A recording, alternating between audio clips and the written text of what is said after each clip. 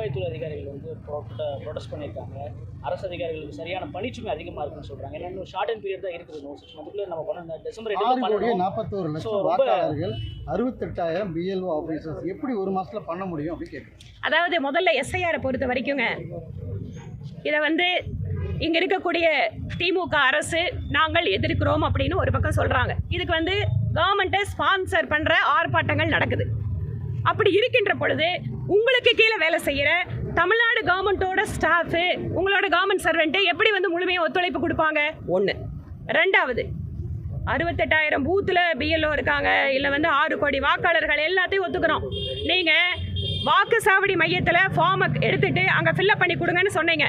இன்றைக்கி நியூஸ் பேப்பரில் நீங்கள் தான் சொல்கிறீங்க 85% வாக்காளர்கள் 2 வார காலத்துக்குள்ளே பண்ணி முடிச்சிட்டோம். இன்னும் நம்மளுக்கு 2 வார காலம் இருக்குது. என்ன பண்ணுறாங்க? நானே வாக்குச்சாவடிக்கு நேராக போய் என் தொகுதியில் பார்த்துட்டு வரேன்.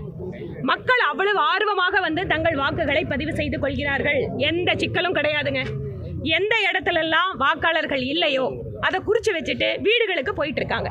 பணிச்சுமை ஜாஸ்தியாக இருக்குது அப்படின்னு ஃபீல் பண்ணாங்கன்னா கவர்மெண்ட் வந்து இதுக்கான பல்வேறு முயற்சிகளை எடுக்கலாம். கோயம்புத்தூரில் பாருங்க எத்தனை கல்லூரிகள் இருக்கு. கல்லூரி மாணவர்களுக்கு ஒரு சர்டிபிகேட் ஒன்று கொடுத்து தன்னார்வ தொண்டர்களாக அவர்களை பயன்படுத்தினால் நாம வந்து 2 வார காலத்தில் இன்னும் எவ்வளவோ காரியத்தை பண்ண முடியும். செய்யறதுக்கு முதல்ல மனசு வேணுங்க. செய்யறதுக்கு ஒரு பக்கம் ஆட்கள் இருந்தால் கூட அரசியல் காரணத்துக்காக இந்த எஸ்ஐஆரை ஏதாவது குளறுபடி பண்ண முடியுமா? தங்களோட போலி வாக்காளர்கள் அப்படியே வச்சுக்க முடியுமா? கள்ள ஓட்டு போடுறது திமுகவுக்கு பெரிய பலம். அதனால கள்ள ஓட்டு போடுறதுக்கு நம்ம அப்படியே வச்சுக்க முடியுமான்னு பார்க்கறதால தான் இந்த எஸ்ஐஆரை எதிர்த்துட்டு இருக்காங்க.